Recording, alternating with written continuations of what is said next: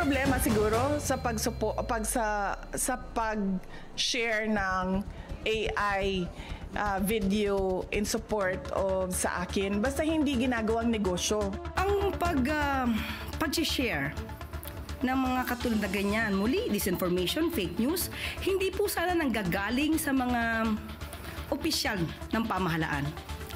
Nakakaduda.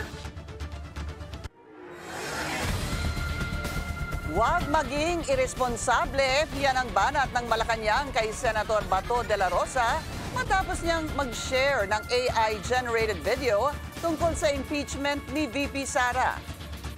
Tila deadma lang si Senator Bato. Nakahanap din siya ng kakampi sa pangalawang Pangulo. Wala naman daw nakitang problema si VP Sara. Dagdag hirit ng Malacanang, huwag maging promotor ng pekeng balita.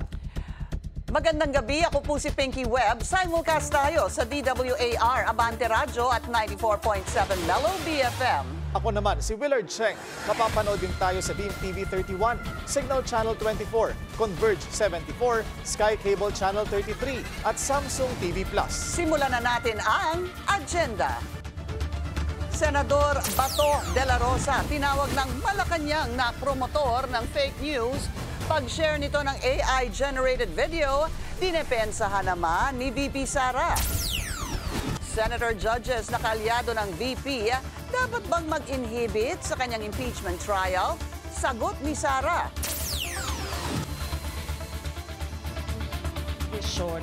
Ay dapat din natin ipa-inhibit ang mga senators na meron ding bias against Sara Duterte, no? Tulad na lang ni Senator Risa Ontiveros. Senador Robin Padilla, time out daw muna bilang PDP Laban President. Ang papalit, si Davao City Vice Mayor-elect Baste Duterte. Kolorum na nga, taga-pamaningil, lisensya ng viral taxi driver sa NAIA, suspendido na. Sangkot na transport company, kakasuhan din.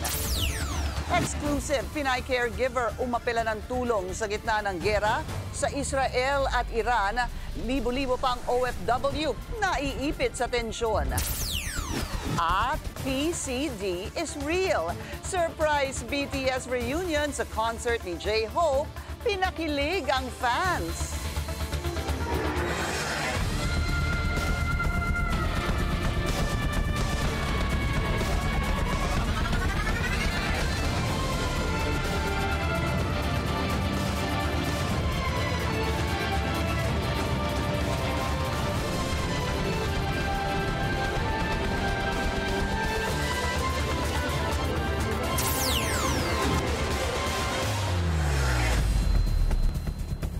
Promotor ng fake news. Ito ang hirit ng Malacanang matapos i-share ni Senador Bato de la Rosa ang isang AI-generated video ng mga umano'y estudyante na tutol sa impeachment ni Vice President Sara Duterte.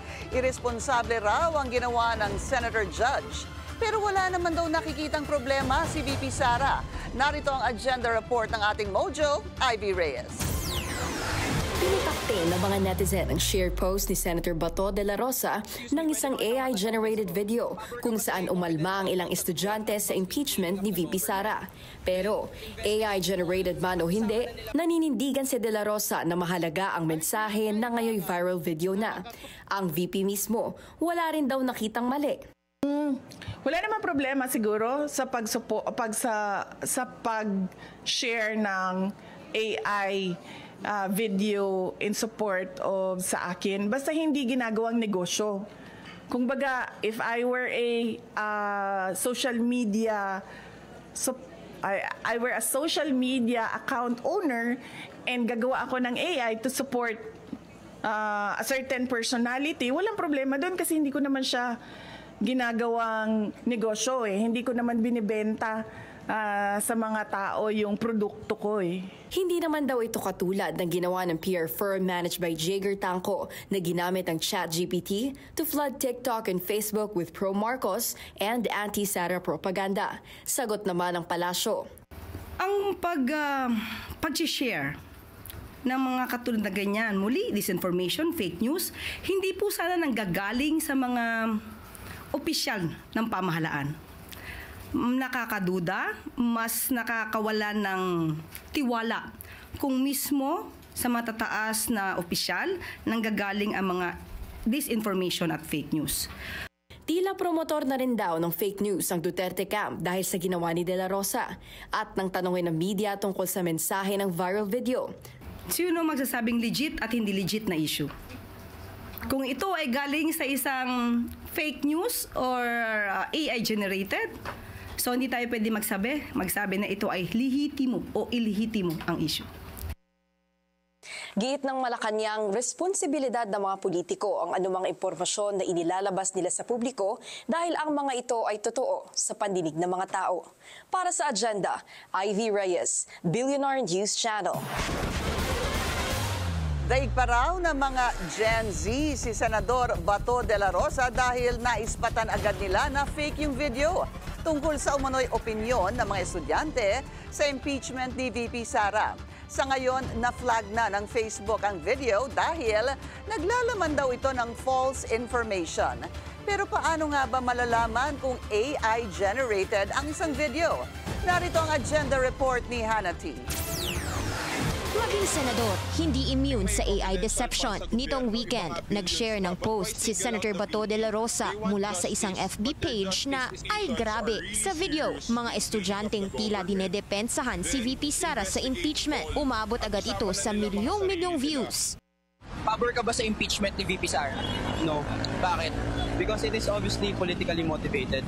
Sabi ni De La Rosa, maganda raw na gets ng mga kabataan ng issue at hinikayat pa ang ilang mga grupong makinig sa kanila. Kahit si Davao City Mayor Baste Duterte, shinare ito at sinabing may suporta sila ng Gen Z. Pero mabilis din ang bira ng netizens. Anila, may signs of AI ito. Sabi ni Engineer Joshua Ivan Pagyo na dating bahagi ng UST Faculty of Engineering at ngayon tech creator ng Exitech Solutions. Obvious ang pagiging AI-generated ng video. For some weird reason, while he's handling the microphone, there's been some distortion on the hand, which is unnatural.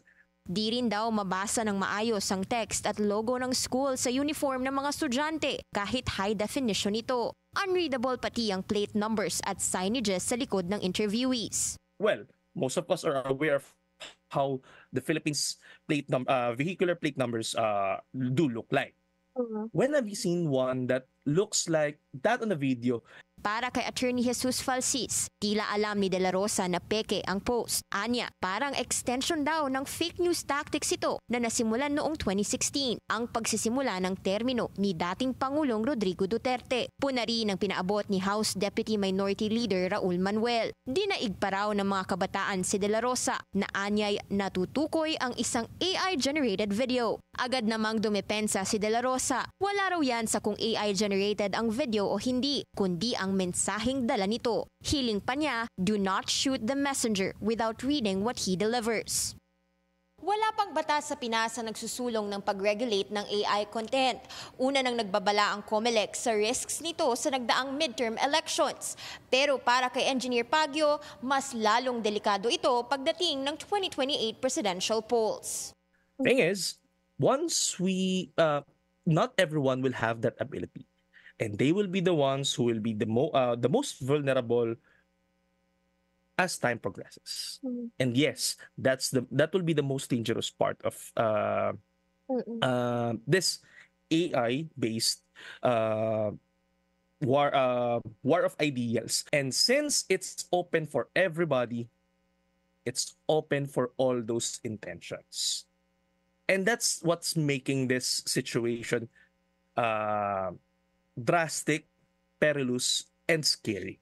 Sinubukan ng Billionaire News Channel na ipakita sa ilang netizens ang video. Sabi ni Madeline, totoo ito at pabor siyang wag matuloy ang impeachment trial ni VP Sara. Pagtingin ko pa lang po, yung pagrinig ko pa lang po din at pagtingin. Sa akin siya po ang tamang maglingkod po para Vice President po. Kasi po, totoo po siya maglingkod sa bayan po.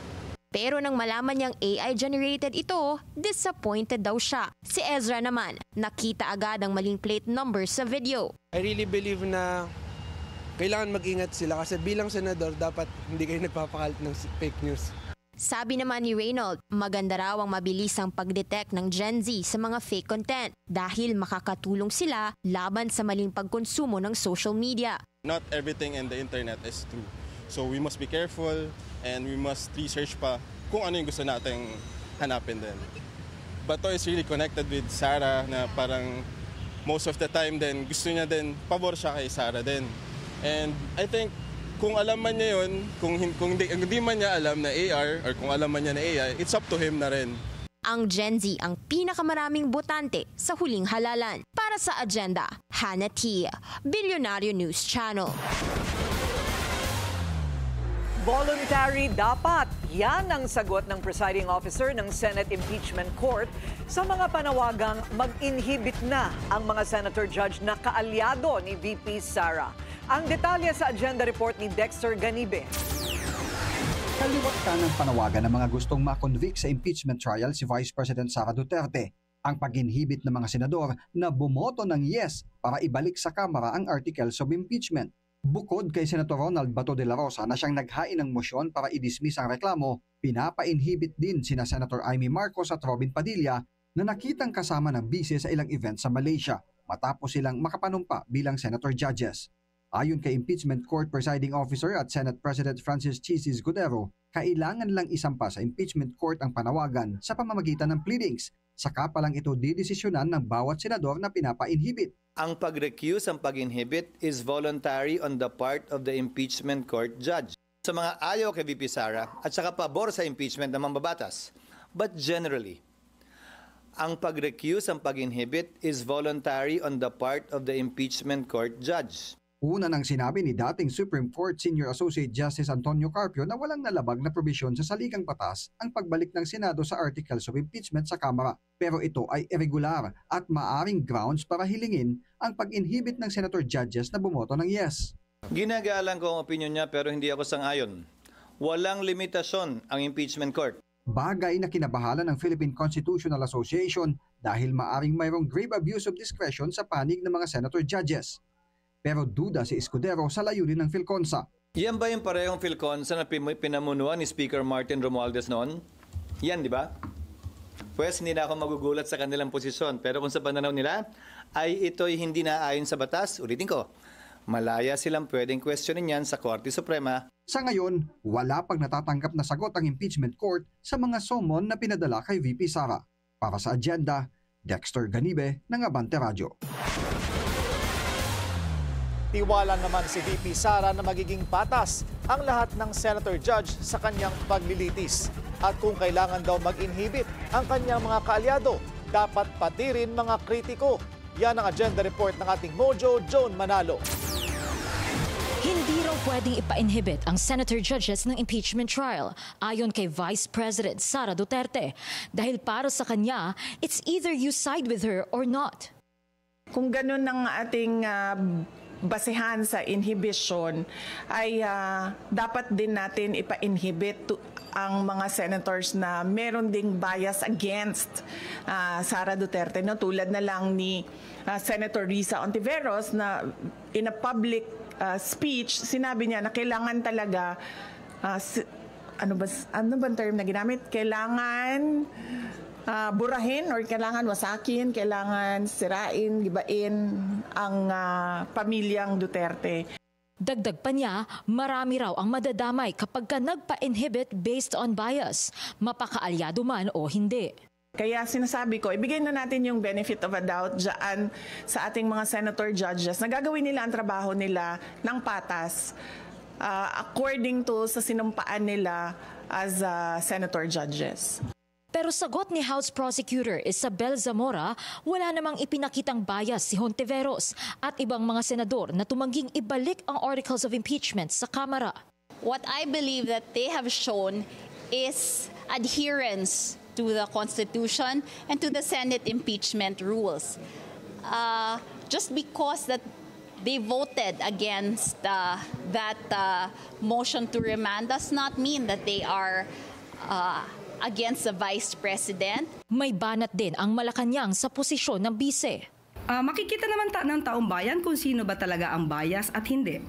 At makikita rin ng taong bayan kung sino sa mga senador ang nagtatrabaho lamang ayon sa batas at ayon sa rule of law. Nakakalungkot dahil mismo ang Vice President ay nagiging paulit-ulit na source ng fake news. Sa ngayon, inaabangan ng Kongreso ang pagsagot ni VP Sara sa writ of summons na inihain ng Senate Impeachment Court. Natanggap ito ng kanyang opisina nitong June 11, kaya may 5 araw na lang ang bise para tumugon sa mga ito. Para sa agenda, Joan Manalo, Billionario News Channel. Malinaw sa batas na may parusang katapat ang sinumang senator judge na mapapatunayang may pinapanigan. Yan ang opinyon ng isang legal expert kaugnay sa impeachment ni VP Sara. Ang detalye sa agenda report ni Joash Malimban. Maaring patawan ng 6 na buwan hanggang 2 taong pagkakakulong ang senator judges na mapatutunayang nagpapatagal ng impeachment trial. Yan ang banat ni former Law Dean Mel Santamaria sa isang Facebook post kahapon. Ang kanyang basehan, Article 207 ng Revised Penal Code. Ayon sa Revised Penal Code 207, ang sinumang huwes ang malisyosong nag-aantala sa administration of justice ay pwedeng parusahan hanggang 2 taon. Kaya nga, kung totoo ngang may mga senador na nag-aantala dito sa impeachment proceeding, maaaring pumasok sila sa loob ng provisyong ito. Ayon kay Santamaria, maaari raw itong ituring na isang pampublikong krimen. Ibig sabihin, maaaring magsampa ng kaso sa mga piskal o sa Department of Justice ang sinumang mamamayan basta mayroong personal knowledge sa motibo ng mga senator judge na naghaharang ng impeachment trial ni VP Sara. Dagdag pa ni Santamaria, tahasang paglabag sa kanilang mandato bilang mga hukom ang pagiging bias ng ilang senador. Matatanda ang mismong sina Senator Judges Robin Padilla at Amy Marcos ang sumama kay VP Sara sa Malaysia noong nakaraang Independence Day. Ayon kay 1987 Constitution framer, Attorney Christian Monsod, grounds for inhibition ang ganitong klaseng mga aksyon. They have already parang prejudged the case and they are speaking or doing things in favor of the Vice President. They should hear the case first and then decide if she should be convicted or acquitted. Sa kabila nito, sinabi naman ni Attorney Santamaria na hindi praktikal at makatotohanan ang recusal ng nanumpang senator judges. Totoo namang may dahilan para inhibit nila ang sarili nila. Kaya lang ang sitwasyon sa mga ganitong bagay, sila mismo na pinapa-inhibit ang magdedesisyon noon. Kaya impractical. Pero for the record, magandang nasa records yan ng impeachment court. At para rin makita ng taong bayan kung talagang magkakaroon ng katarungan. Panawagan ni Attorney Santamaria at ilan pang legal experts sa taong bayan manatiling mapagmatsyag kung talaga bang sinusunod ng Senado ang due process sa paglilitis kay VP Sara. Dahil ayon sa batas, nakakulong sa mga katagang to try and decide ang tungkulin ng isang senator judge at hindi ang maghain ng mosyon na layong ibasura ang kaso.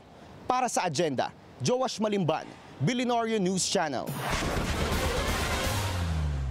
At makakausap po natin ngayon si outgoing Senate Minority Leader Coco Pimentel. Magandang gabi sa inyo, Senator Pimentel. Ako rin na, magandang gabi po. Opo, sa lahat po ng nakikinig. Magandang gabi po sa lahat. Yes, sir. Sa wakas po, nakahagila po kami ng isang senador na bumoto against the remanding of the articles of impeachment. So, ano po ang inyong basihan tungkol po sa inyong boto? Well, una sa lahat, iba ang wording doon sa resolution or order na pinasa ng aking mga kasama sa Senado. Wala yung word na remanding. Kaya sa media, you always report it as remanding. At pinansin ko nga yan na remanding, maybe a judicial term, pero ang ibig sabihin nun, pinapasa ng higher court sa lower court, binabalik ng higher court sa lower court yung kaso. At wala na sa higher court yung kaso. Kasi binalik niya sa lower court para ayusin mo yung proceedings mo . Ano po ang tamang salita? Opo.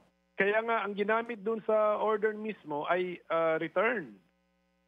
Return. Sabi doon, return, pero sinabayan kagad nila ng mga salitang without dismissing or terminating the case. Di ba? Parang ganon. So, kasi dinagdag nila yun kasi iba yung konsepto naman ng return, wala naman yan sa mga, hindi naman yan judicial concept. Ang return to sender, pang post office lang po yan. Kaya nga sabi ko nga alanganin itong ginagawa natin, yung mga salitang ginagamit natin, mga panibagong konsepto ang ating ina-adapt, delikado ito. Kasi dapat sumunod na lang tayo ron sa prosesong itinakda ng konstitusyon. Very simple. Pagka more than 1/3 ng House membership ang nag-file ng impeachment, pwede nang tawag doon direct filing sa Senado. Ano ang gagawin ng Senado? Sabi doon, isunod agad ang paglilitis. Yun, that's it. Dapat hindi na kami mag-imbento ng ayaw namin ng dismissal, ayaw namin ng remand, nag-imbento kami ng return. Okay. Hindi na tama yun. Ano po, malinaw na po ba sa inyo, Senador, kung ano po ang basihan kung bakit nire-return yung impeachment resolution? Well, una sa lahat, hindi nga ako bumoto pabor dyan. Kaya kung pagdating sa kung paano nila inintindi, paano nila pagkaintindi ng kanilang resolution, pakitanong doon sa 18 na bumoto pabor dyan. Pero ang aking nakikita, binabasa ko lang yung mga salitang nandun, gusto lang ng Senado ng impormasyon. We just want information from the House. Hindi naman kailangan i-return pa yan para lang magtanong sa House. Pwede na sana yan, yung katulad ng sinadjust ko nung debate na pwede na sana yan na nag-issue kami ng advisory or order sa House of Representatives Panel of Prosecutors. Ganito lang pagkasabi namin na pag-file ninyo ng reply ninyo, pagsasagutin na ninyo yung answer ng Vice Presidente, in addition sa sagot ninyo sa kanyang answer, pakisagot itong mga tanong namin sa inyo. Tanong ng mga huwis. Ano yung tanong? Number 1, kayo ba ay sinundan ba ninyo ang konstitusyon nung nag-direct filing kayo sa amin? Ano ba nangyari doon sa 3 naunang impeachment complaints? Yun sana. And then yung pangalawa kasi, yung second paragraph doon sa resolution, medyo malabo yung kasi ang kausap ng Senado doon, hindi pa pinapanganak. Ang kausap ng Senado doon, yung 20th Congress House of Representatives. Napakadali namang malaman yun eh. Pagdating ng tamang panahon, ang House of Representatives ng 20th Congress, magpapadala lang yan sila sa Senado ng panibagong pangalan ng kanilang mga prosecutor. Ibig sabihin nun, kung nagpadala sila ng pangalan ng kanilang panibagong prosecutor, ibig sabihin nun, interesado pa sila sa kaso. Yun eh. Hindi na kailangan itanong yun. Pero ang nangyari, ginamit nyo na dahilan para gumawa ng order para makapagtanong ang Senado sa isang kapulungan na hindi pa pinapanganak. Ang tawag po sa 18 na bumoto po para sa pagbabalik ng impeachment resolution sa mababang kapulungan ay mga traidor. 18 traitors ang tawag po ni Ginoong Christian Monsod, kung hindi po ako nagkakamali, one of the constitutionalists. Ano po ang inyong opinion doon o reaksyon? Well, hindi. Irerespetuhin ko yung freedom of speech ni dating COMELEC Chairman Christian Monsod. That is his freedom of speech. Pero may mga bagay-bagay talaga na hindi tayo nagkakaintindihan o hindi tayo sang-ayon sa opinion ng ibang tao. Basta ako lang, ang gusto ko sabihin, medyo malaking pagkakamali itong pagboto nila dun sa nung 18 doon sa resolution. Kasi nga, number 1, unconstitutional. Number 2, gumagamit ng salitang hindi pang kaso, hindi pang judicial decision. And then number 3, ang mga ginamit na mga salita ay pwedeng bigyan ng ibang interpretasyon, ibang kahulugan. Kaya lalong baka posible pampagulo sa kaso. Imbis na simple lang yung rota, paikot-ikot na ngayon, magdedebate na tayo. Ano bang ibig nyo sabihin ng return na yan? Correct. So, bakit pa? And then, ang number 4, kung yun lang pala ang gusto natin ay impormasyon lamang, napakasimpleng makuha yun. Magtanong lang tayo.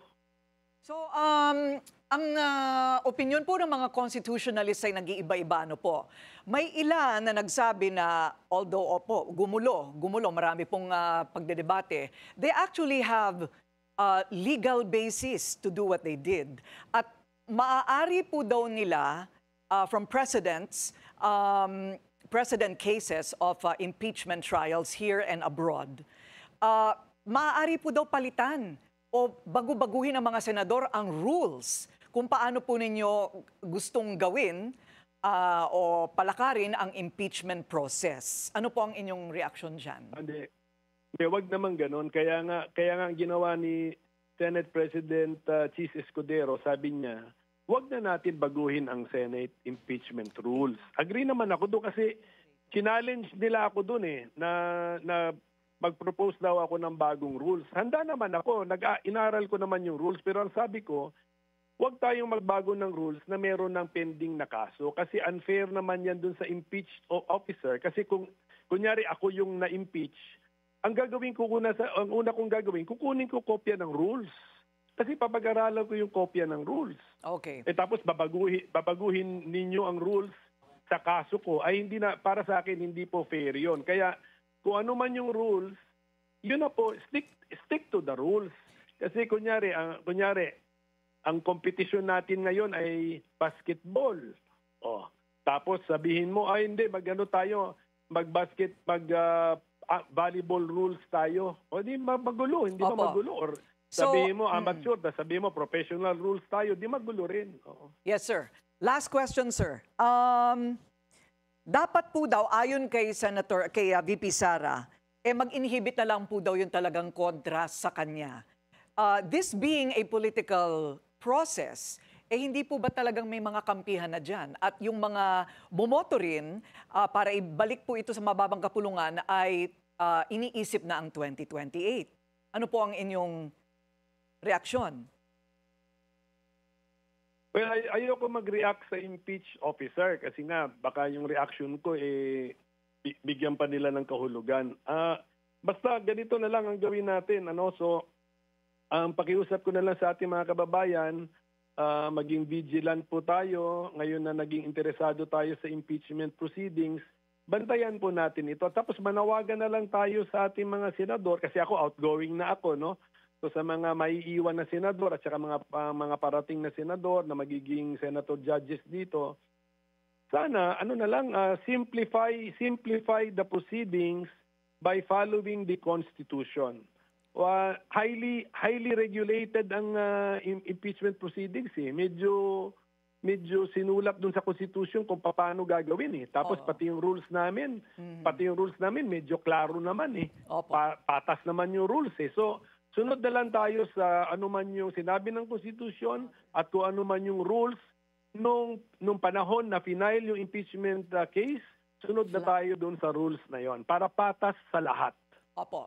Just to correct myself, Mr. Senator, ang nagsabi pala nung 18 traitors, yung nagbanggit ng parang label na yon doon sa 18 senador, ay si Father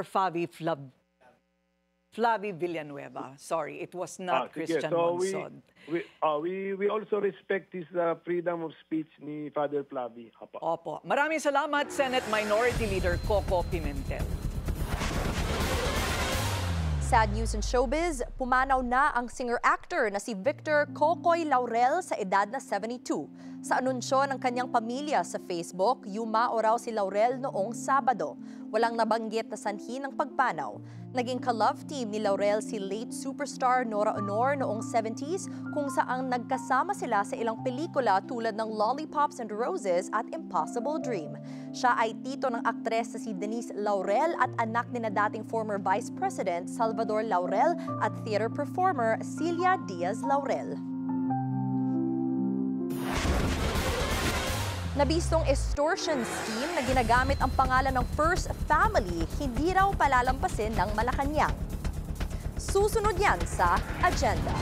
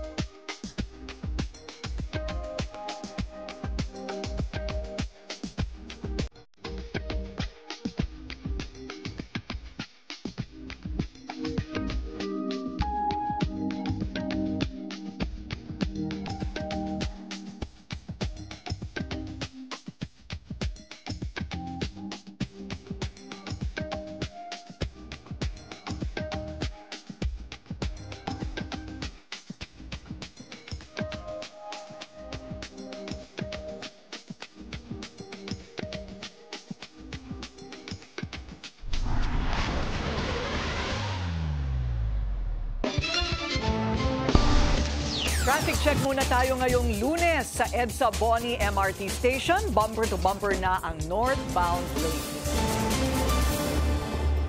Kung hindi kaskasero, taga naman sa singil ang issue. Ito ang bagong viral video ng isang taxi driver na nambudol daw ng kanyang pasahero sa NAIA. Ang aksyon ng DOTR sa agenda report ng ating mobility correspondent, G. Baroga. Sa kabila ng paulit-ulit na paalala at babala ni Transportation Chief Vince Dizon na magserbisyo ng tama, ang ilang mga driver at operator hindi pa rin natuto. Taga na nga maningil na pag-alaman pa ng DOTR at ng LTFRB na pasuna ang prangkisa ng taxi unit ng viral airport taxi driver na humingi ng higit 1,000 piso sa biyaheng mula lang sa NAIA Terminal 3 patungong Terminal 2. Kolorum na nga siya, nag-overcharging pa. So yan ang problema pagka iniisip nila walang konsekwensya o walang kaparusahan yung ginagawa nila. Well, ngayon mararamdaman nyo yung full force ng batas against this operator. Lahat na ng fleet nila, wala na yan. And I think, hindi na yan makakapag-operate ulit ng taxi. Impounded na ang taxi unit at nahuli na rin ang sangkot na driver na kinilalang si Felix Opina. Ang kanyang lisensya, suspendido na at mare-revoke na rin yan ayon kay Secretary Dizon. Pasensya ka na. Pero ginoko mo yung kababayan natin. At mensahe ito sa lahat ng taxi driver. Pag kayo nahuli at nabidyoan kayo kamukha ni Felix Opina, ito din ang mangyayari sa inyo. Kaya ang advice ko na lang sa inyo, huwag nyo nang gagawin. Wala ring kawala ang operator niya na Taxi Hub Transport dahil sa pagpayag nito na bumiyahe ang unit nang wala na palang prangkisa. Ayon sa kalihim, magpapadala ang LTFRB ng show cause order at kakasuhan sila. Posibleng matanggal ang prangkisa nitong si Taxi Hub Transport. Yung buong fleet, hindi na lang yung iisang unit na yon. Pasensya na lang kay Miss Paige Pauline Bersamina at sa buong Taxi Hub Transport, apektado kayo ngayon lahat dahil sa ginawa ninyo. Sa pinakahuling update naman ng biktimang si Jocelyn Valmoria, ibinalik sa kanila ang binayad na 1,100 pesos at ang Taxi Hub nakipag-ugnayan na rin daw sa kanya. Humingi rin ito ng paumanhin. Hindi niya raw intensyon na may mawalan ng trabaho at matanggalan ng prangkisa. Gayunpaman, desidido ang DOTR sa crackdown nito laban sa mga kolorum taxi at hinihikayat din ng publiko na videohan at ishare ang mga pang-aabuso ng mga PUV driver. Hindi ko gusto itong ginagawa kong to. Halos linggo-linggo na lang. Pero, kailangan natin gawin. Kailangan matuto po kayong lahat. Kayong mga operator, kayong mga driver. Kailangan matuto kayong lahat. Mawawalan kayo ng hanap buhay. Pagka tinuloy-tuloy nyo ito at hindi kayo nakinig sa amin dito. Para naman sa New NAIA Infra Corporation na private operator ng NAIA, nakikipagtulungan sila sa mga security team at law enforcement para matigil na ang ganitong mga irregularidad. Pinaaalalahanan din nila ang mga biyahero na magkaroon ng awareness at huwag tumanggap ng mga unsolicited ride offer. Kumuha lamang ng accredited taxi o transport service na may mga booth sa paliparan o mag-book sa official mobile app. Para sa agenda, G. Baroga, Billionaire News Channel. Sibak naman sa pwesto ang dalawang opisyal ng LTO sa Region 2 matapos ang pananakit sa isang party sa Tuguegarao City. Git ni DOTR Secretary Dizon, walang puwang sa pamahalaan ang mga abusado. Sa viral video sa social media, makikita na sinampal at tinadyakan ng dalawa ang mga nakaupong lalaki. Nag-ugat umano ang insidente nang tumanggi ang singer sa party na lumapit sa isa sa mga opisyal. Napag-alamang kasamahan ng singer ang mga biktima. Uulitin ko lang yung panawagan ng ating Pangulo. Paulit-ulit ng sinasabi na kaming mga nasa gobyerno, wala dito para hari-harian at mang-abuso ng kapwa natin. I've asked ASEC Vigor to reach out to the victims and to assist in any way in the filing of charges, I would assume physical assault charges against these two people. It's no excuse. Tinanong ako, Sir, kailangan pa ba ng investigasyon? Sabi ko, anong investigasyon ang kailangan mo? Kitang-kita mo na nga sa video kung natinabyakan yung mga kababayan natin. Mula simpleng traffic violation na uwi sa mas seryosong mga kaso. Huli ang dalawa matapos makitaan ng baril at C4 explosive sa kanilang sasakyan. Ang isa sa kanila, ginamit pa raw ang pangalan ng First Family. Ang detalye sa agenda report ni Francis Folve. Simpleng traffic stop lang. Pero bumungad sa PNP Highway Patrol Group ang isang extortion scheme na ginagamit umano ang pangalan ng First Family. Sinita noong Biyernes ang isang SUV sa kahabaan ng Pilipinas Avenue sa Parañaque City dahil sa illegal na blinker at paggamit ng protocol plate na 12 para sa mga cabinet undersecretary. Pero laking gulat ng mga pulis nang madiskubre nila ang isang baril, mga bala, handheld radios, bulletproof vests at isang C4 explosive. Yung verification ng sasakyan na gamit po niya dahil during at the time of the apprehension, siya po ay walang dalang ORCR. So na-find out po ng ating pong HPG na ito po ay naka-under po sa kanyang company. So isa po yun. Pangalawa, we are still waiting for the certification from the EOD kung ano yung buong detalye para po sa C4 explosive. At pangatlo, the firearm na dala po niya ay wala po talagang lisensya. Nasampahan na ang dalawa ng mga kasong paglabag sa Republic Act 10591 o Comprehensive Law on Firearms and Ammunition, RA 9516 o Unlawful Possession of Explosives at Presidential Decree 96 o Use of Unauthorized Blinkers, Resistance and Disobedience to a Person in Authority sa Parañaque at Quezon City Prosecutor's Office. Nauna nang ibinunyag ni Special Envoy on Transnational Crime, Ambassador Marcos Lacanilao, na kabilang ang isa sa mga naaresto na si Joselito Obsinada, alias Lito, sa tatlong una ng nasa kote sa isa ring entrapment operation noong March 2024 sa Pasay. Pero nakapagpiyansa siya kaya nakalaya. Ang isa pang nahuli na si JJ Cape Javier naman ay ilang beses na raw nagpanggap bilang Undersecretary ng Office of the President at kaanak pa umano ni First Lady Lisa Araneta Marcos para makakuha ng kontrata sa gobyerno. Meron mong mas malalim na investigation pa na ginagawa yung mga involvement. Pero kasing mga na-involved na kasamahan niya na nagpapanggap na undersecretary ng Office of the President, nagkumakausap sa mga iba't ibang mga tao. Mahigpit naman ang bili ng Malacanang. Huwag palampasin itong insidente. Ang ganyang mga aksyon ay isang krimen, usurpation of authority, nagpapanggap na may kapangyarihan, pero ang kanilang nagiging trabaho ay pag-extort. Ito'y nakakasira sa ating institusyon. Kailangan lamang po talaga silang mademanda, kailangan lamang po silang managot sa batas. Inaalam na ngayon ng mga otoridad kung may grupong kinabibilangan ang dalawang sospek. We are still appealing to our public na baka nabiktima po sila ni alias JJ at ni alias Lito para po sa may kaugnayan sa mga nabanggit po natin kanina. And we are still open 24/7 para samahan, patungan pa ng kaso na maaaring kaharapin po nitong dalawa po na to at maging aral na rin sa ating mga kabayan na talagang tayo ay nakatutok sa mga ganitong pagkakataon. Apila rin ng PNP, huwag basta maniwala sa mga taong gumagamit ng pangalan ng matataas na opisyal ng pamahalaan para hindi mabudol. Para sa agenda, Francis Polbe, Billionario News Channel. Back to school today ang millions of students sa buong bansa.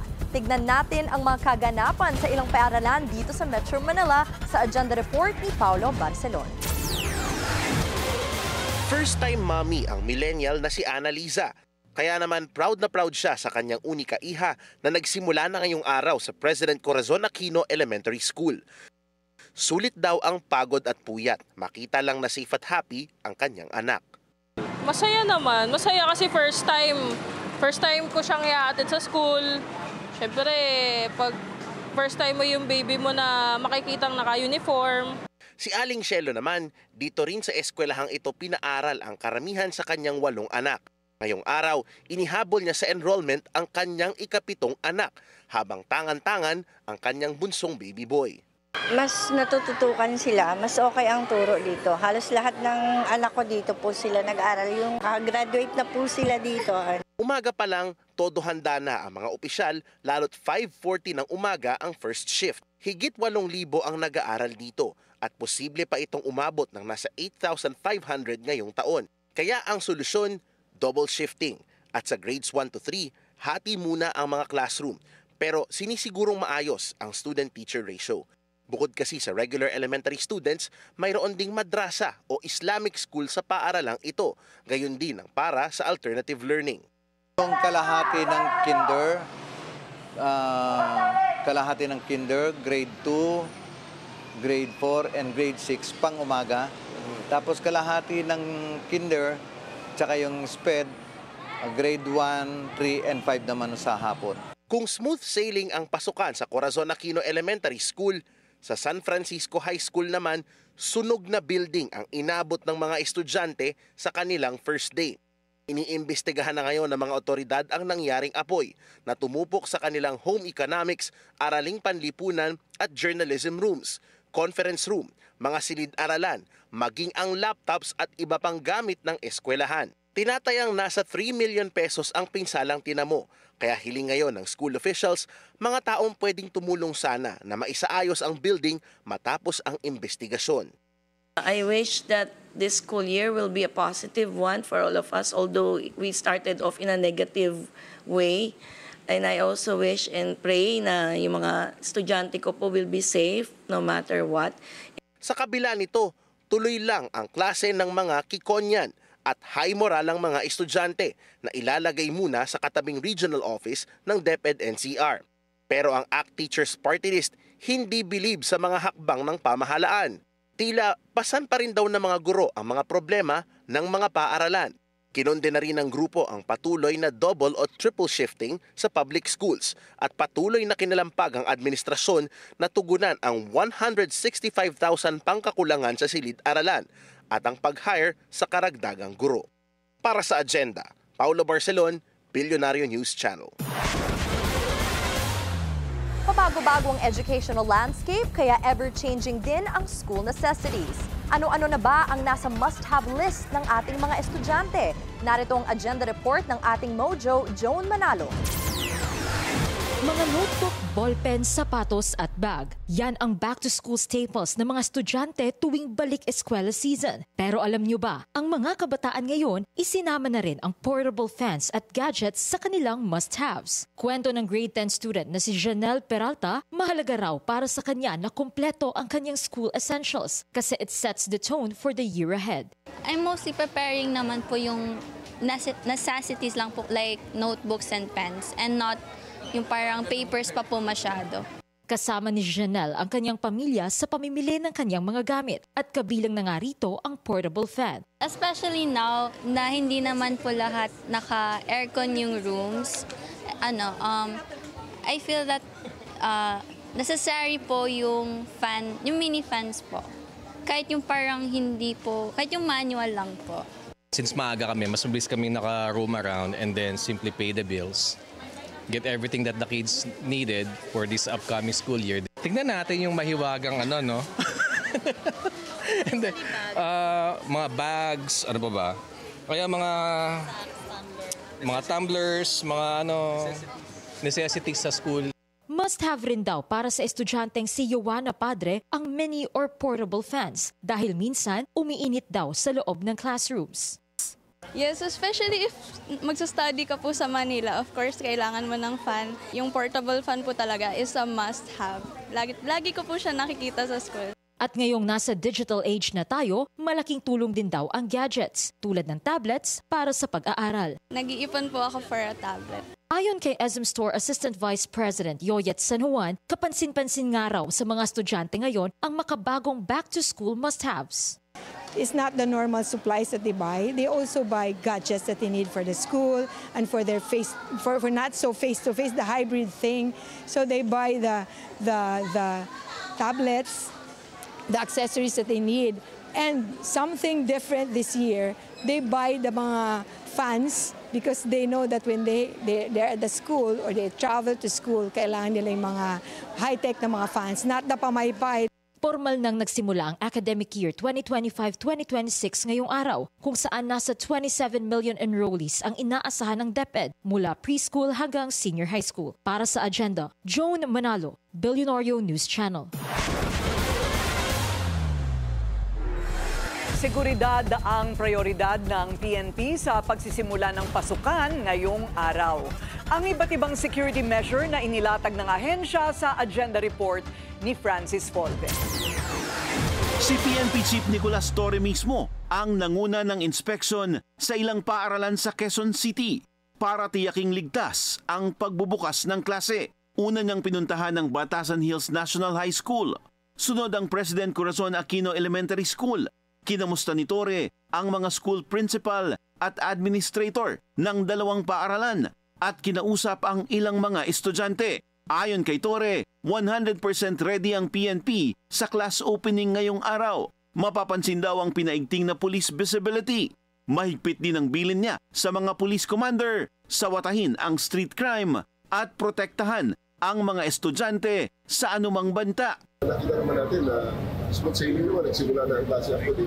Kanina sa gulo ng mga estudyante, mga excited na pumasok sa kanilang mga paaralan, hindi na tayo nakisali pa. Pinabayaan natin sila mag-enjoy ng kanilang first day classes. Pinatututukan din ni Torre ang bullying sa mga paaralan. We are coordinating with the schools, siguraduhin natin na walang bullying, walang mga krimen na mga kabiktima ng ating mga estudyante. Pwede sa 911 yan. Ang magiging response lang naman actually ng first response ng ating mga call takers yan. Itatawag din sa local station. Sa local station, mag-coordinate din sa school head. Kasi hindi nakakarating sa school head sa kung anong mga rason ang informasyon, nagtutulungan kami para namomonitor kung ano man ang nangyayari. Kasi ang bullying, hindi naman nangyayari lang sa loob ng eskwelahan. Paglabas ng mga bata sa pagpauwi, meron din mangyari, pwede mangyaring ganyan. Babantayan din ng PNP ang mga grupo na magre-recruit ng mga estudyante sa anumang uri ng grupo. Nasa 37,740 na police personnel ang ipinakalat sa buong bansa para magbantay sa halos 46,000 na paaralan. Nagtatag din ng higit 5,000 police assistance desks malapit sa mga eskwelahan. Para sa Agenda, Francis Folve, Billionario News Channel. Nag-ikot din kanina si Pangulong Bongbong Marcos sa ilang paaralan sa Metro Manila at kasabay ng pagbubukas ng bagong academic calendar, asahan daw ang patuloy na pagtutok ng administrasyon sa mga issues sa education sector. Narito ang agenda report ng ating Mojo, Ivy Reyes. Nakiisa si PBBM sa pagsalubong sa unang araw ng pasukan ngayong taon sa Epifanio de los Santos Elementary School sa Malate, Manila. Ngayong nagbabalik na ang tradisyonal na June to March academic calendar. Lahat daw ng kailangang tugunan para sa balik eskwela agenda ng administrasyon, pinagtuunan ng ilang government agencies. Ang DSWD nakatutok sa bullying cases at mental health assistance ng mga estudyante. Bukod sa internet connectivity, CCTVs ang assignment ng DICT para makatiyak raw na ligtas ang mga mag-aaral within school perimeters. Ngayong taon, ang atensyon ng DepEd nasa mga guro naman. I was explaining to our teachers na para sa kanila, para mabawasan yung load ng kanilang trabaho, bawasan yung administrative duties, ay magkukuha tayo ng 20,000 bagong guro. Sa numerong ito, 16,000 na ang newly hired teachers. By 2026, inaasahang tatakbo na rin ang 3-year public-private partnership project ng ahensya na bagamat utang ng gobyerno, makakapagpagawa ng 105,000 classrooms nationwide. Uutangin yon pero 10 years to pay yon. So yun ang proposal natin. Dumadaan na siya sa NEDA ICC. So may mga approvals yon. I-review nila yung proposal namin. Pero sa tingin namin, pag hindi natin ginawa yan, papag-iiwanan tayo. Sa ngayon kasi, naglalaro sa 3,000 to 5,000 classrooms lang ang napapagawa kada taon, bunsod ng weather interruptions, lalo na pag ganitong Hunyo. Walang ibang naging problema ang DepEd sa pagbabalik eskwela ng mga estudyante ngayong taon, kundi ang sunog ditong linggo sa isang paaralan sa Quezon City. Para sa Agenda, Ivy Reyes, Billionaire News Channel.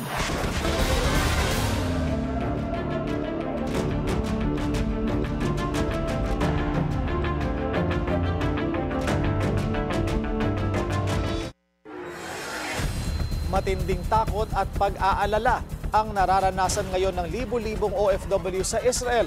Anila ito na ang isa sa pinakamatinding kaguluhang naranasan nila sa maraming taong pagtatrabaho doon. Ang kwento ng isang caregiver sa Agenda Report ni George Cahiles.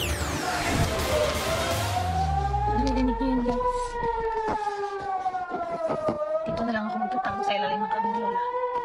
Ito na yung magiging taguan ko pansamantala. Sa hindi ko pa magawang tumakbo sa shelter. Kung magawang maiwan yung matanda ko. Isang caregiver sa Israel si Jocelyn Bernales. Sa 15 taon niya raw na pagtatrabaho sa Israel, hindi raw niya inakala na isang araw, ganito ang mararanasan niya. Gumayanig po yung buong bahay namin. Akala ko ito talaga babagsak sa bahay. Nangangatal ako hanggang ngayon, no? Nangangatog ako. Na ano naman ang Iron Dome nasasalo. Sa taas pa lang pinapasabog na nila. Pero hindi lahat nasasalo kasi may mga lumulusot pa din. Kahit na nasalo nila yun sa taas ng Iron Dome, napasabog nila kasi yung pera-peraso nun, magbibigat yun. Yun din, isa pa yung napakadelikado kung saan yung papatak kasi watak-watak yun eh. Pwedeng talagang pumatak sa inyo kahit saan yan. Marami papatakan. O, tumihindig yung balahibo ko. Oo nga po eh. Nakakatog ako sa takot.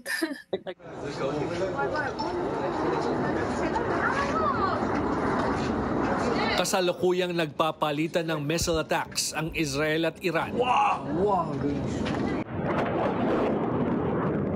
At sa gitna ng sigalot na ito, naiipit ang mga sibilyan kabilang na ang nasa higit 30,000 Pilipino sa Israel batay sa tala ng pamahalaan. Matinding pagod at puyat raw ang pinagdadaanan ng mga OFW doon. Dahil kadalasan, sa gabi o madaling araw umaatake ang Iran. Mahirap daw makatulog dahil nag-aabang sila ng abiso mula sa pamahalaan ng Israel. Ang 105-year-old na inaalagaan ni Jocelyn, sinabihan na raw siyang unahin ng sariling kaligtasan. Hindi na raw kasi ito makalakad at kakailanganin pang buhatin para madala sa ibang lugar. Mga first attempt na pagtapon ng mga missile dito sa amin, hindi po ako lumalabas kasi parang hindi ko kaya iwan yung alaga ko. Mabigat yung dibdib ko na iwan siya mag-isa dito. Kasi tanggap niya po kasi sa edad niya eh, sa edad niya po. Sinasabi niya po sa akin kasi ako bata pa. Marami pa akong pagdadaanan pwede pang mangyari sa akin. Sa mga nangyayari sa Israel, hindi maiiwasang mag-alala ang pamilya ni Jocelyn. Sa kanilang mga pag-uusap, hinihiling na raw ng mga itong umuwi na siya sa Pilipinas. Pero sa ngayon, kakayanin pa raw niya magtiis dahil mas mahirap kung uuwi siya at walang kikitain para sa pamilya. Bahala na si Lord kung takbo na lang ako sa safe place. Kung talagang safe ako, masisafe ako, safe ako. Kung ano man yung mangyari, bahala na. Bahala na. Tsaka nagsisend ako ng message sa mga kamag-anak ko na kapag hindi nyo na ako makontak, meaning may nangyari. Ganun na lang po. Sa advisory ng Department of Migrant Workers sa mga apektadong OFW, pinapayuhan silang manatili muna sa loob ng mga bahay at kung kinakailangan ay magtungo sa pinakamalapit na bomb shelter. Huwag din daw magpakalat ng unverified information na maaaring magdulot ng kalituhan. Panatilihin din daw na bukas ang komunikasyon sa embahada at agad tumawag sa kanila kung mangangailangan ng tulong. Para sa Agenda, George Cahiles, Billionaire News Channel. Stranded din sa Israel ang 3 municipal mayor at iba pang opisyal mula Eastern Visayas. Nagtatago sila ngayon sa isang bomb-proof bunker malapit sa kanilang hotel matapos maipit ng giyera sa pagitan ng Israel at Iran. Kasama sa mga stranded sina Barugo Leyte Mayor Aaron Balais, Lawaan Eastern Samar Mayor Atin Mendros at Hindang Leyte Mayor Betty Cabal. Naroon sila para sa isang food security forum. 8 police chief sa Metro Manila sibak sa pwesto. Ang dahilan, susunod yan sa agenda.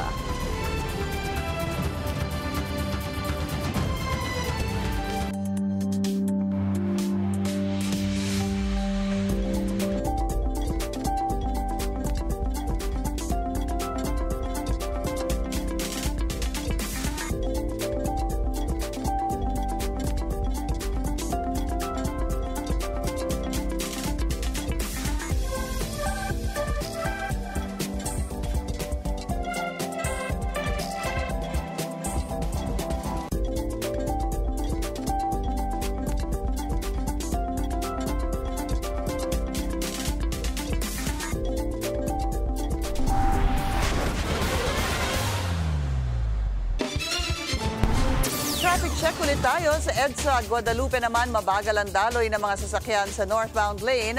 Moderate to heavy naman ang southbound lane. Sinibak na ni PNP Chief Nicolas Torre III ang 8 Chief of Police sa Metro Manila matapos bigong maipatupad ang 5-minute response time. Ayon kay PNP spokesperson Brigadier General Jean Fajardo, sibak ang mga hepe ng Navotas, Caloocan, Valenzuela, Mandaluyong, Marikina, San Juan at Parañaque. Babala ni General Torre, posibleng may mga susunod pang matatanggal, hindi lang sa Metro Manila, kundi pati sa mga probinsya. Dagdag ng PNP Chief, hindi problema ang mga kapalit dahil maraming magagaling na opisyal para manungkulan. Wala ibang offense. Failure to comply with the 5-minute response plan. Okay. That is our commitment to the President and to the Filipino people. So, if they can cope up with it, if they can step up to that standard, we will look for commanders who will do so. Sigurado na ang kanin at ulam dahil bukod sa 20 peso per kilo rice, plano na rin ng DA ang rollout ng murang baboy simula Agosto. Ang detalye sa agenda report ni Paulo Barcelon. Matapos ang rollout ng Biyernes ng murang bigas para sa minimum wage earners, plano ngayon ng Agriculture Department na ilunsad ang murang baboy sa merkado sa piling lugar ngayong Agosto. Ayon kay Agriculture Secretary Francisco Tiu Laurel, halong local at imported pork stocks ang gagamitin para makabili ang mga consumer ng mas murang baboy sa merkado. Bagay na makatutulong rin daw na mapababa ang food inflation, lalo't baboy ang pinakamalaking contributor sa pagtaas ng presyo ng pagkain nung nakaraang buwan. It's because nga yung babawasan natin yung trading o yung tinatawag na traders na mababawasan. Parang diretso tayo bibili sa farm, ang FTI diretso bibili sa farm, siya na rin magpapakatay at magdi-deliver sa outlet. No? So doon lang, meron ka na nakikita mga 50 pesos na mas napababa. Bukod dito, balak na rin ng ahensya na maglagay ulit ng maximum suggested retail price sa imported na baboy sa Agosto. Ang target, gawing 270 to 300 pesos kada kilo ang presyo ng kasim, habang 300 to 350 pesos naman sa liempo. Ayon naman sa Department of Labor and Employment, malaking tulong daw ang feedback na galing sa mga unang nakabili ng 20 pesos per kilong bigas. Kaya balak na rin nilang paramihin pa ang mga minimum wage earner na benepisyaryo ng programa. Mula 120,000, lampas kalahating milyong minimum wage earner na ang balak nilang makabili ng murang bigas. Palalakasin din ang Kadiwa stores ng pamahalaan sa pamamagitan ng pag-hire ng nasa 6 hanggang 7,000 tulong panghanap buhay sa ating disadvantaged and displaced o TUPAD workers. Mula 10 to 90 days ang pwedeng engagement ng TUPAD workers sa Kadiwa program at inaayos ngayon ng DOLE kung paano popondohan ang pasweldo sa mga ito. Para sa agenda, Paulo Barcelon, Billionario News Channel. Sa Estados Unidos, mahigit 2,000 coordinated No Kings protests ang sumiklab sa Amerika para tutulan ang sinasabi nilang militarized presidency ni Donald Trump. Sa New York City, libo-libo ang nagmobilize para sa mga demonstrasyon na sabay sa 79th birthday ni Trump at sa 250th anniversary parade ng US Army sa Washington, D.C. Ayon sa mga kritiko, ginagamit ni Trump ang militar para sa sariling political gain. government gone wild, threat of fascism, breaking the laws left and right, courts can't keep up, everything's happening so fast. Generally, it's just disaffection and people trying to, speak up for those who are having our challenge speaking up right now. My main concern is the mistreatment of people that have come to this country for a better life, which is pretty much what this country was built on.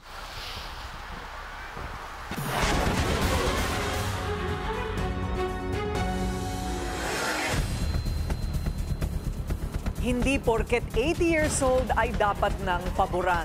Ito ang mariing iginiit ng mga drug war victim matapos hilingin ng kampo ni FPRRD na pansamantala siyang palayain ng ICC. Ang kampo ng dating Pangulo hindi na raw nagugulat sa mga batikos. Narito ang agenda report ni Joash Malimbang. Nasaan din po yung pagpapakita ng makatao at hustisya para sa mga naging biktima. Yan ang tanong ni Randy De Los Santos, tsuhin ng isa sa mga pinakakontrobersyal na biktima ng madugong drug war ni dating Pangulong Rodrigo Duterte na si Kian De Los Santos, kasunod ng paghahain ng kampo ni FPRRD ng isang urgent request for interim release sa International Criminal Court. Ayon sa isinumiteng dokumento, maaaring pansamantalang palayain ng dating Pangulo base sa 4 na grounds. Una, hindi raw flight risk si Duterte at hindi raw magtatangkang takasan ang kanyang kaso. Ikalawa, hindi raw ilalagay ni Duterte ang investigasyon o sino mang sangkot dito sa kapanganiban. Ikatlo, hindi na raw gagawa ng krimen si Duterte. Kahit na raw sinabi niya sa isang Quadcom hearing noong 2024 na dodoblehin niya ang kanyang drug war kills kung muling mahalal bilang mayor ng Davao City. At ang huli, pinapaboran daw ng humanitarian grounds ang pagbibigay ng temporary release kay Duterte, lalo na't 80 years old na ito.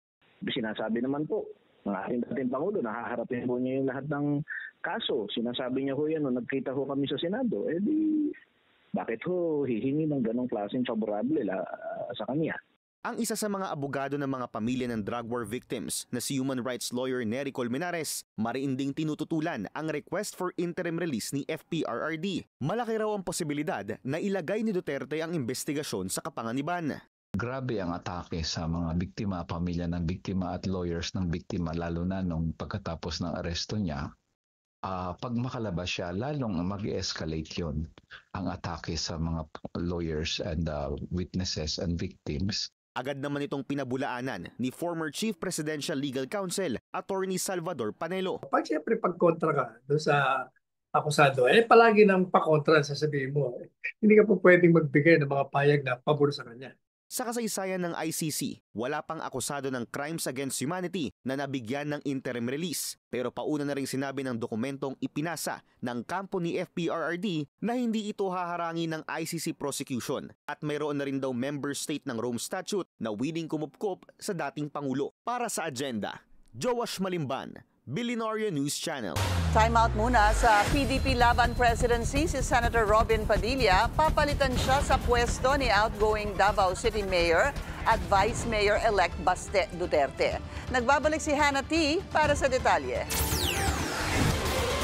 Tututok muna sa pagiging mambabata si Senator Robin Padilla. Nag-file siya ng indefinite leave mula sa pagkapangulo ng PDP Laban Party.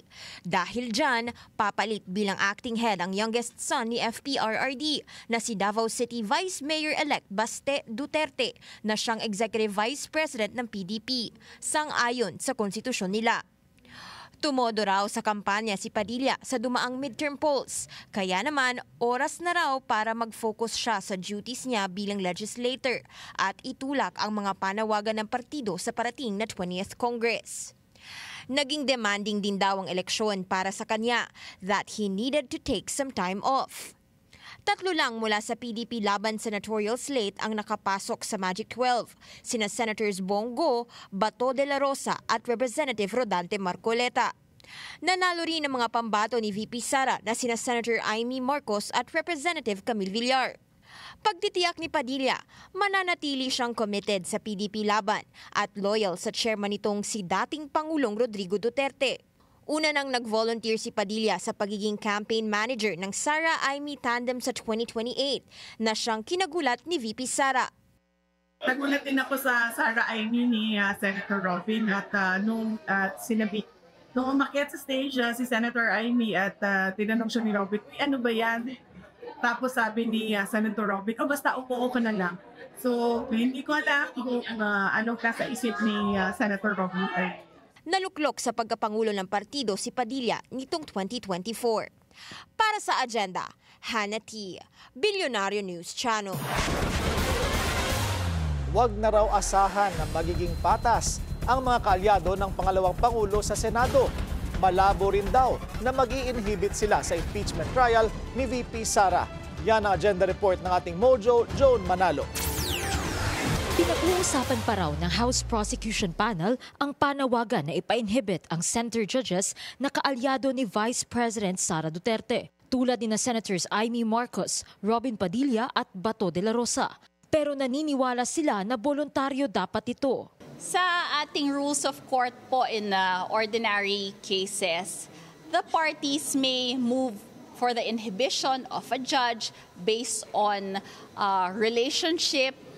For example, if the judge is related to the parties or to the counsel, then the lawyers may move for recusal of the judge. Pero it is really up to the judge to voluntarily inhibit himself or recuse himself from proceeding with trial. Ganon din po, I believe, ang i-adapt po natin dito po sa impeachment trial. Kung si mamamayang Liberal Party List Representative-elect at incoming House Prosecutor Leila de Lima ang tatanungin, may basehan para ipa-inhibit ang mga nasabing senator judges. Because it's very clear to us yung kanilang manifest bias, by their statements, by their pronouncements, and then in fact yung kanilang mga body language also more or less the public would know, could sense or can sense who are really the mga allies ni VP Sara, and therefore will not be expected to be impartial, to be neutral in the course of the trial. Pero ang mahalagang tanong, may mag-i-inhibit kaya? So kung wala talagang delikadesa, yung mga senator judges na yan, ay hindi siguro sila mag-i-inhibit. Hindi pa naisusumite ng House Prosecution Panel ang kanilang motion for clarification sa Senate Impeachment Court. Pero may paalala si Representative Zamora. We have to remember that the proceedings can proceed independently of these requirements made by the Senate. Wala naman po sa ating Constitution na dapat nilang ibalik sa Kongreso ang articles, dapat nilang i-remand or return to sender ang articles.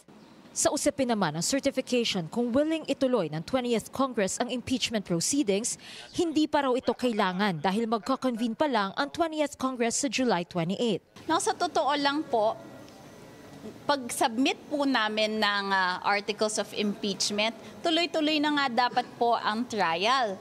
Kaya wala na nga po sa Kongreso ang ball, ika nga. The ball is in their court. Giit din ni Zamora, hindi sila ang dahilan ng pagkakaantala. Paulit-ulit na paalala ng Kamara, balikan kung ano ang nakasaad sa konstitusyon pagdating sa impeachment at simula na raw ang paggulong nito. Dahil handa na raw silang magpresenta ng ebidensya at nasa Senado na raw ang bola. Para sa agenda, Joan Manalo, Bilyonaryo News Channel.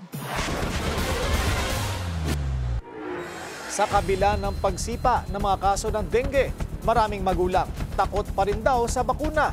Susunod yan sa agenda.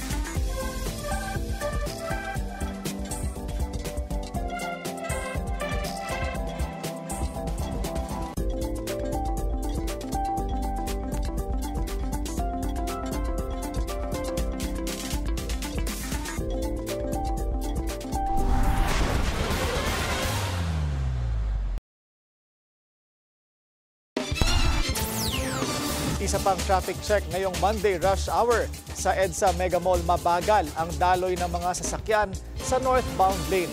Light naman ang southbound lane. Marami pa rin ang takot sa pagpapabakuna kontra dengue matapos ang kontrobersya ng Dengvaxia. Pero paalala ng isang eksperto, mas mainam ang may pangontra sa virus. Ang detalye sa agenda report ni Pierre Pastor. Di ba kadalasan yung tinuturukan parang may nawala. Parang natakot ako eh. Takot pa rin si Lola Julie at ayaw pa niyang pabakunahan laban sa dengue ang kanyang 2 apo. Hindi maalis sa isip niya ang kontrobersiya sa Dengvaxia ilang taon nang nakalilipas. Sa pagsipa ng kaso ng dengue sa first quarter ng 2025, iminumungkahing muli ng mga eksperto ang pagpapabakuna para maligtas lalo na ang mga bata. We introduce a particle, a virus itself na attenuated, ibig sabihin pinihinang virus or part ng virus or bacteria to protect the child from future infection. So, through introducing this particle, part of the virus or the virus itself, the body is taught to induce immunity. Ibig sabihin, nagpo-form ng immunity yung ating katawan laban doon sa mga organism na to.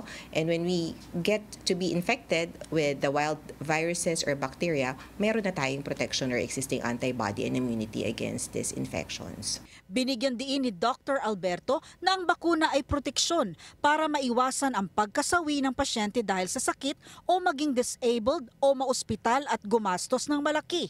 Lalo kapag live attenuated vaccines ang gagamitin o pinahinang virus, mas mataas daw ang ibinibigay na proteksyon nito. We have the 4 types of dengue viruses, no? So dengue 1, 2, 3, and 4. For this newer type of dengue vaccine, we're giving all the dengue viruses inside of the vaccine. So when you inject that to the person or to the child, yung nagpo-form siya ng immunity against dengue virus. So, pag nakagat siya ng lamok carrying dengue virus, meron na siyang antibody and immunity against it, mapapatay niya agad yung dengue virus na papasok sa katawan niya, preventing therefore the illness sa bata. Hindi lang sa Pilipinas may mataas na bilang ng dengue cases. Maging ang mga bansang dati walang dengue ay meron na ngayon. Pero ang Pilipinas pa rin ang pinakamabilis sa pagdami. Gumagastos ng 1.5 to 2 billion pesos ang bansa sa hospitalization. Kaya para kay Dr. Alberto, dapat nang muling ipakilala ang bakuna laban sa dengue sa mga Pilipino. We want to look at the experience of other countries when it comes to dengue vaccination. Right now, there is a dengue vaccine that is pre-approved by the World Health Organization. It's being used in 40 countries around the world. I think we will benefit from the experience of these countries who are giving dengue vaccination. And I think so far they are getting a good result or outcome from the dengue vaccination they're doing in their countries. Ang pinakabagong dengue vaccine ay maaari umanong magprotekta sa mga dati na nagka-dengue at sa mga hindi pa. Para umano ito sa may edad 4 hanggang 60 years old. Payo ng mga eksperto, dapat maging alerto sa mga sintomas ng dengue. Maaring pagkamalian ng ilan na ito'y simpleng trangkaso lamang. Mahalaga na maagapan ang dengue fever. Para sa Agenda, Pierre Pastor, Billionaire News Channel. Halos 10 bilyon ang inilaan ng pamahalaan para bigyan ng free Wi-Fi access ang mahigit 10,000 barangay sa buong bansa. Layunin din itong lumikha ng libu-libong digital jobs. Yan ang agenda report ni Soo Jin Kim. Gagastos ng higit 9 billion pesos ang pamahalaan sa susunod na 3 taon para magkaroon ng libreng Wi-Fi sa 50,000 na public area. Dagdag ni DICT Secretary Henry Aguda na priority niyang maikonekta ang mahigit 10,000 mga barangay na anyay na pag-iiwanan. So this is our call to everybody. We're not catching up. We can leapfrog ASEAN in the next 3 years.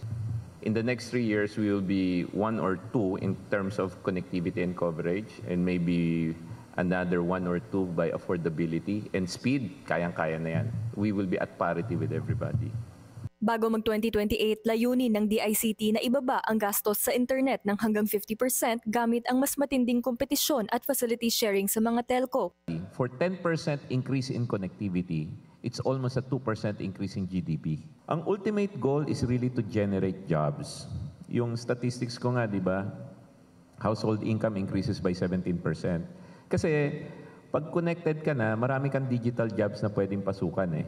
Wina-welcome naman ng mga telco ang wish na ito, kabilang ang Globe, Converge at PLDT Smart. That's a good projection, and I think we all love to have that CapEx and OpEx go down, right? But then you have to be able to balance competition such that you do not create an unfair or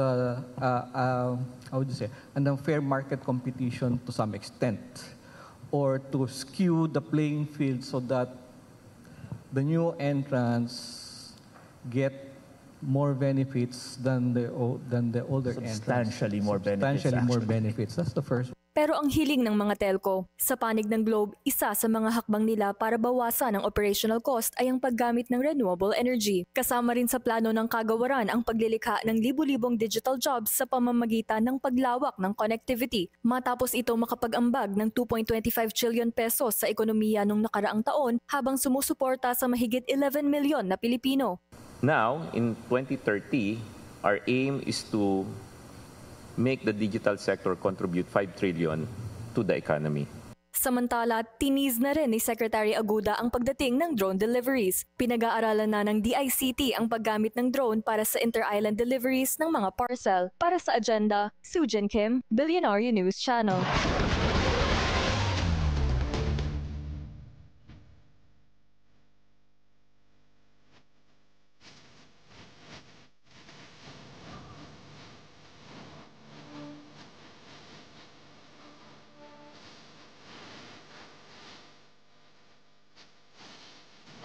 Sa sports, another Pinoy pride. Nasungkit ng PhilAm na si JJ Spawn ang una niyang major title sa 2025 US Open Golf Championship.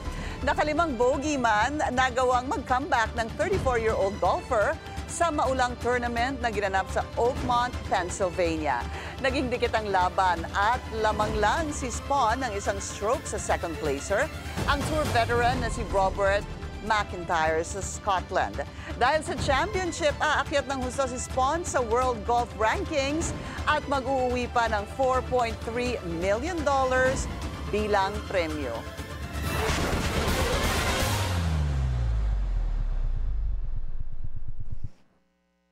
Sad news in the beauty industry, pumanaw na ang bilyonaryong si Leonard Lauder. Siya ang chairman emeritus ng Estee Lauder at anak ng founders nito na sina Estee at Joseph Lauder.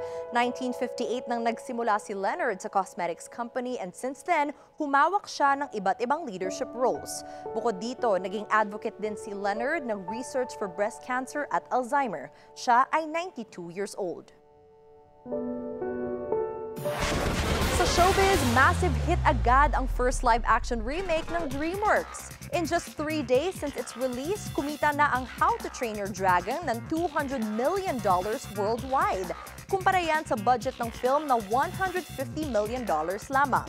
Napabagsak nito sa top spot ng US box office ang Lilo & Stitch remake ng Disney na namunok for 3 straight weekends. Pilipinas, meet our new set of queens. Nagwaging Binibining Pilipinas International 2025 si Katrina Ann Johnson ng Davao. Sa question and answer portion, tinanong siya about lies and fake news. Aniya, while social media and the internet is a blessing, dapat alam din ng publiko how to discern information and the online space must be safe for everyone. Si Annabel May McDonald ng Iligan ang nanalong Binibining Pilipinas Globe. First runner-up si Dalia Varde Catab at second runner-up si Kathleen Espenido. PCD is real. Trending pa rin sa social media ang surprise reunion ng BTS sa concert ni J-Hope. Guest performers sina Jin at Jungkook sa finale ng Hope on the Stage World Tour sa Goyang, South Korea. Spotted naman sa audience sina V, RM, Suga at Jimin. Ito ang first public appearance ng Bangtan Boys since naghayaros sila for their mandatory military service noong 2022. Kasabay din ito ang 12th anniversary ng K-pop supergroup. Opisyal pa ring enlisted sa army si Suga pero inaasahang marirelease na din siya this week.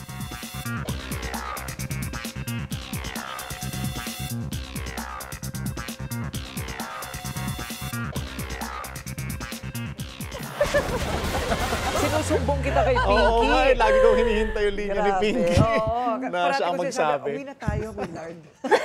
Kailangan ko ng cue. Yun ang kanyang, yung kanyang cue. Belated happy birthday! Welcome back, Pinky! Pinky! Welcome back! Oo. Ito po ang aming belated Independence Day look. Yes! Red, white, and blue. Happy birthday to you! Happy birthday to you!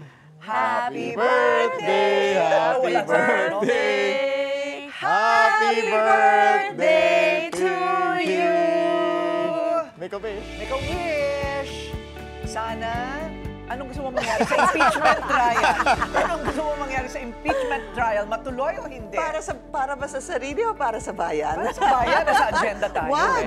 Dapat para sa sarili Sarili? muna. Ay, Oo. makasarili siya.